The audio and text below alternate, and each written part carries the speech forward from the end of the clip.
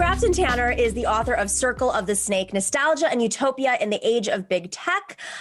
He is also the author of Babbling Corpse, Vaporwave, and the Commodification of Ghosts. His work has appeared in the Los Angeles Review of Books and The Nation, among many other places. Grafton, this is such a timely book. The first few days of this year have shown quite a bit of chatter on the internet, and folks who have large audiences are making arguments that remind me of a different era, I gotta say. So I'm curious, what inspired you to write this book? Well, it came from two different threads of research that I had been doing at the time. One specifically on nostalgia, but then another that I was doing on big tech and trying to bridge the two together and look at the cultural effects of big tech. And that sort of was where the link with nostalgia came up. I read an article that The Atlantic wrote in like 2016, their tech issue about Tristan Harris, and who was one of the guys who made The Social Dilemma. And this was back before this documentary, obviously. And he was being interviewed and saying things like, I created all these technologies, Facebook or, Google in particular, and oops, I happened to destroy the world a little bit and elect a fascist and whatnot. Sorry. And that was honestly the point at which I was thinking, I want to write about this, actually. So we had this segment booked out far in advance, and I'm really kind of blown away because the last few days of the year, and really it's been going on for about a month or so, there's been increasing conversation about why, on the left specifically, about this force the vote tactic, and the podcasters and the folks who are involved in backing it. And, as somebody who has a YouTube show and is very familiar with the analytics of Google, I've talked about this on the show before, the audience that I have, as great as they are, it is overwhelmingly male and under the age of say 45, let's say. And I know that is much larger. I mean, it could get into the 90s, 90% at least for some of these other hosts. And, I made a very honest statement, why is this algorithm of young males determining our political discourse right now on the left when there's so many other voices that should be included? And people say, well, that's an identity argument. But I'm like, no, that's a fundamental algorithm argument. There was somebody at Google who was fired for exposing this. And she was in charge of literally fixing this problem. So it just seems baffling, after the social experiment and after, a lot of revealing research and lawsuits at this point, that the tech companies continue to allow the algorithm to operate this way. Right. Well, and a lot of that has to do with who is sort of creating the algorithm. A big myth of our time is that the algorithm or algorithms are totally neutral and that they're, and that's why we can trust them to solve problems for us, is they're unbiased. And that's just patently untrue. And there's plenty of research out there that, that reveals this. I can't recommend this book enough. Sophia Noble's Algorithms of Oppression. Excellent book, talks about race, how it's pretty much encoded into the technologies we use every day. And, most of these guys are guys, white, technocratic, tech bros, if we can use that term. And, No. and they only really know this very narrow worldview. And it's a sort of a STEM-based tech, computer science worldview. So, of course, that kind of prejudice is going to show up in the code. So I'm curious, when you say nostalgia, how far back are we thinking? And is it conscious nostalgia, or is it sort of just because there are just bros? Well, I sort of boil down three connection points between nostalgia and digital technology. And I should say, nostalgia as an emotion is really only a few hundred years old. 1688, in fact, is when the word shows up. So we can't even really say whether people in ancient Rome were nostalgic. Some people say maybe that's the case, or maybe it's just a condition of modernity. I kind of think it's the second one. In terms of digital technology, the internet's a giant archive. I could be scrolling through Twitter or Instagram and not even be wanting to feel nostalgic, and suddenly somebody's posted something about my 90s Nickelodeon childhood or something, and there it is, right? Same thing with anger. You're scrolling through Twitter, you see something that makes you angry. I guess I wasn't planning on being angry today, and there it is. So the internet, giant archive, people post things from all of our history, cultural history, especially, for anybody to see at any given time. There's also the fact that digital technology kind of creates this sort of logic of entrepreneurialism. You must always be on, always marketing. Look, that's just the breeding ground for nostalgia, which is a reaction to that kind of, in the crucible, anxious sort of mentality.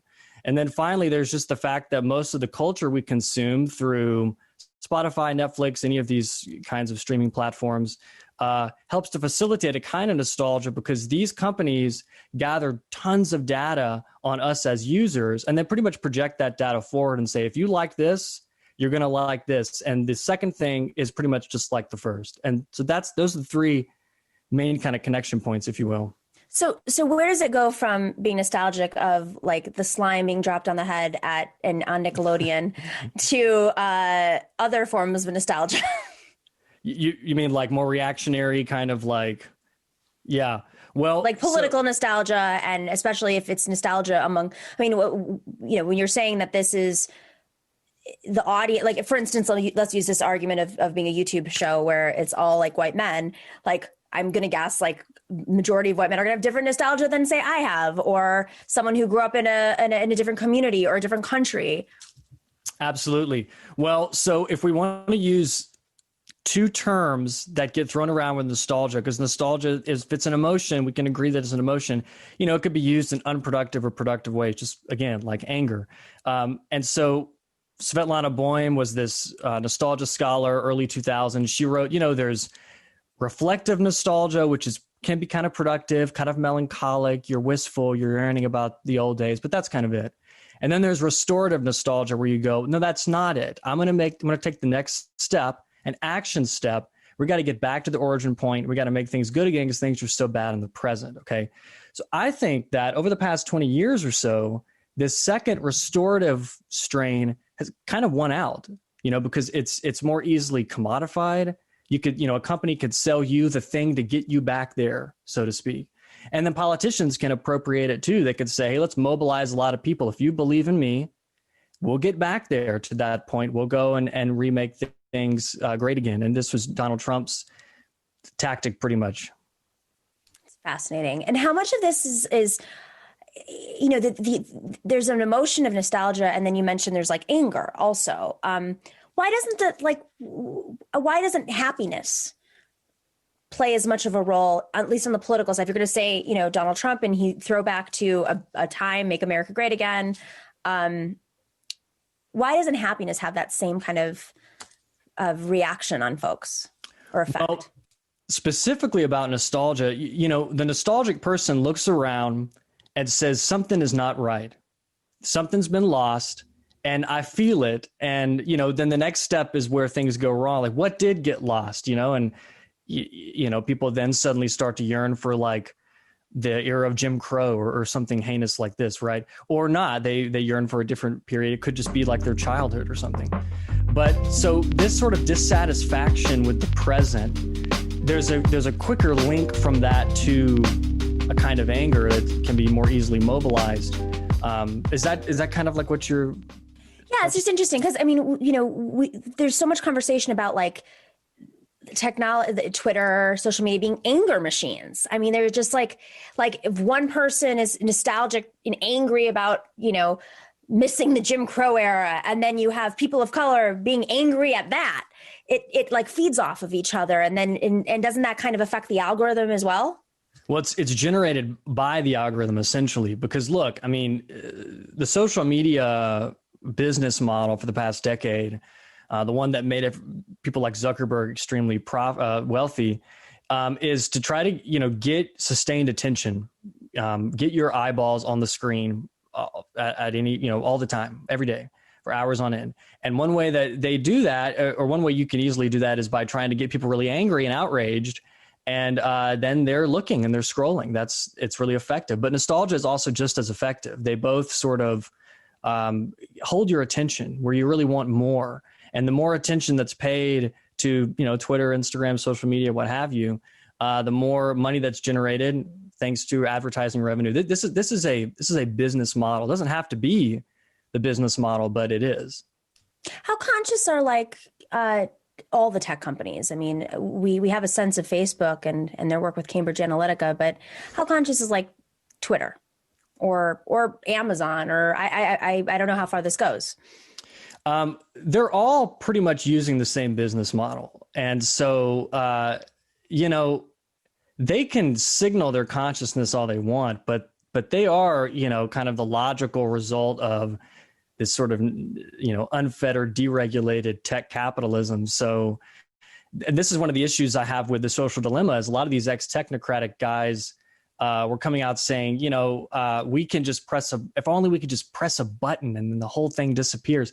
And this actually happens at the end of the documentary in like a hypothetical scenario. It's just impossible because big tech is capitalism at this point.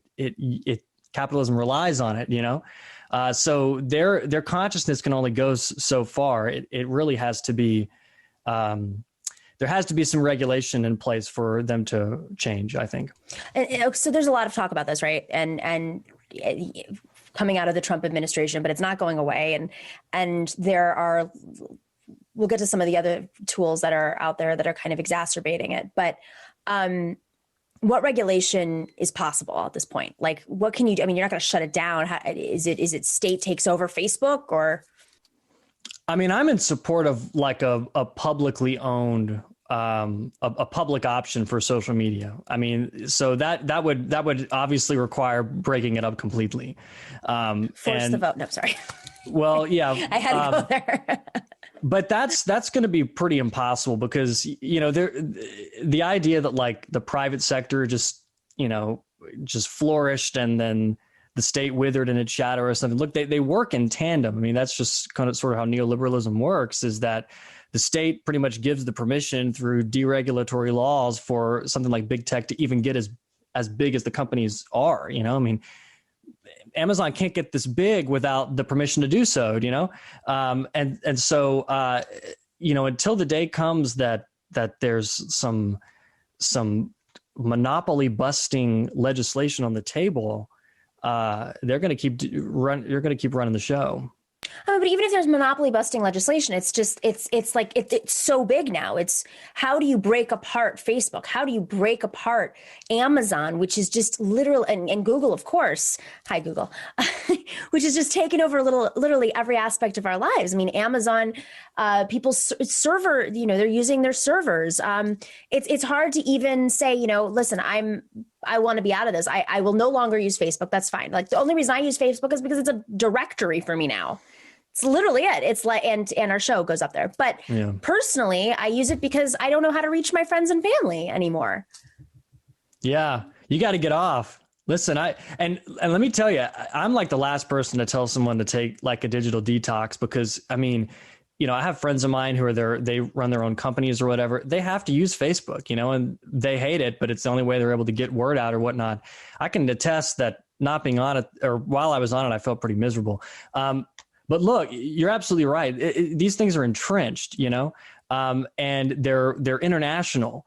So, you know, if we're not going to try to, or there's no way to regulate big tech and try to break it up tomorrow, then the only way that I know how to support, you know, a resistance against them would be supporting someone like the Alphabet Union that was announced yesterday, you know, and trying to, you know, fight for some better standards. But then again, and, you know, this is a problem again I'll keep going back to the social dilemma guys, but this is a problem with their critique also, is that they pretty much just ignore the violent supply chains that prop up big tech. If you want to have a sustained movement against them, it has to be international. It has to include the people in China at Foxconn who manufacture the products and so forth. And they're not, you know, they're not mentioning them.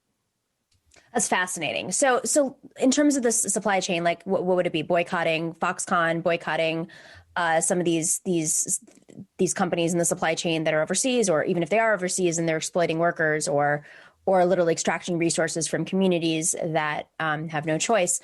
How do you have a deeper conversation about that? Even with a small unionization. I mean, this was fantastic what happened with the Alphabet Union, but and it's a great signal as to where hopefully we're going. But even in a union, like how do you submit those demands? Well, so to step back a little bit, one of the first things that has to happen is that we have to dispel this notion that, you know, the the technology is like magic, and it just kind of comes out of the sky from the tech wizards on the stage who give it to us, this great gift of technology or whatever, and that it just appears. We go to the Apple store, and we can't see sort of what was behind the creation of the phone or the laptop or whatever, all the stuff that we use all the time. Nor can we see like the cables that run underneath the ocean that assures that we're able to like get on Zoom right now or something. And so being able to like try to get that in the public's ear a little bit, which again, I think is one of the reasons why I have such a problem with the Social Dilemma, is that is enormous platform, the documentaries on Netflix, and yet none of that is talked about. In fact, they even talk about technology as a kind of magic. It's just really problematic. So being able to get that into the public conversation, don't forget about where these things come from, not only, and also the environmental impact of tech. That's a crucial first step. That I would like to see that before anything else. I just read the book, How to Hide an Empire, which talks about the American Empire and how we've been, since our origins, we've been extracting. We have colonies. We've had colonies and still do sort of all over the world. But there was this one, it was really interesting is, 80 years ago, we had a very public conversation in our country about this literally bird poop. We had a colony because there was this type of bird poop that was so valuable, and rubber is another example. And it wasn't until we were able to pull off of those and manufacture them on our own with plastic, not a great alternative, that we were able to extract and not colonize certain, I'm giving a very basic overview, parts of the world.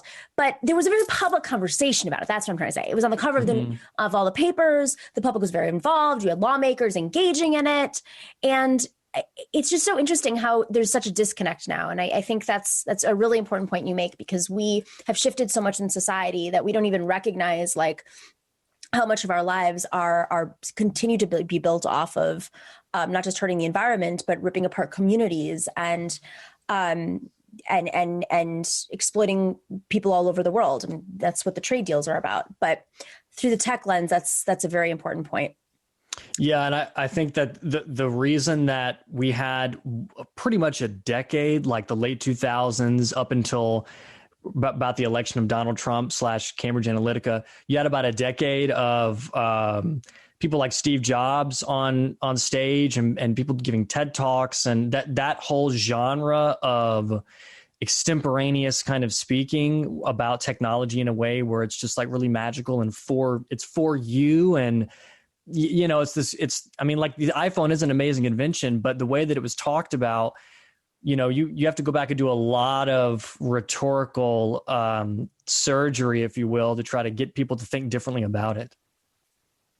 So where do you see the future going? How do we not just regulate and break apart these tech companies, but where do you see if that doesn't happen, how bad could it get? I mean, I feel like this is a telling moment, not just with the 2016 election, but how you now have like foreign governments that have invested in like troll farms to kind of break it, recognizing how broken the system is, at least here. The EU is pushing back in some ways, but where does the future of our American, let's say, political discourse go when you have platforms that are just, they lack accountability or interest in actually doing anything about this? Well, I think you're going to probably see more of this rightward drift that you're experiencing, you're kind of seeing across the world right now with, people like Orban and Hungary and Bolsonaro in Brazil and people like this, where there is such outrage generated at like the individual level by using something like Twitter or whatever that scales so quickly to a group of people who want to alleviate it by any means necessary, that they will put their faith in people who will promise to do that, but I also think that because we're entering into the 2020s with some of these ex-technocrats being the loudest, maybe not the loudest, but the most distributed voices of tech criticism, we're going to have to deal with them for a while, because they will be the ones who say, sorry, I created Facebook and destroyed the world. At least I'm not Mark Zuckerberg, but I did help create it. Now listen to me. I'm going to tell you how we're going to fix it. And we're going to do it I'm going to make you buy new apps and new phones and this and that. And that there's no guarantee that that's going to create any different attention economy than the one that we're already in. And so without, trying to look to other voices, like the people who have been studying this far longer than Tristan Harris and the Social Dilemma guys have been, is going to be pretty crucial. They're going to basically monetize whatever the solution is. Yeah, they'll say that, without doing that. Yeah. Yeah, I'm not Mark Zuckerberg, so you could trust me, and then kind of become Mark Zuckerberg. Maybe. How dystopian. All right. Final questions. How dystopian is this? Yeah, I have hope though. Like seriously, it's dark. I mean, everyone can kind of agree that the future is sort of hard to envision at this point, and that's another reason why nostalgia tends to be so potent. But I think that in addition to having this sort of continuing rightward drift or whatever, being able to have a sustained progressive movement against tech, not just against it's got to be pointed against big tech, I think is going to be important. And you'll probably start to see it over time. You've seen like a lot of harassment of lawmakers, like the Squad, women of color in the last, always, I shouldn't say that. Fox News, the right wing, QAnon, all these places have done this for a while. But you're seeing it in the last few weeks with like a version of the left, I'll say. And my hope is that they take it amongst themselves because they're being personally affected by this. Their safety is being affected, that they actually call for regulation, and that those in Congress who are feeling the effects in their face, right, push back. And, perhaps we'll get there. I don't know. Yeah, that's the hope. Grafton Tanner, so interesting. Go check out his book. Thanks for your patience today with our tech issues. Speaking of, you can check out his book, The Circle of the Snake, Nostalgia and Utopia in the Age of Big Tech.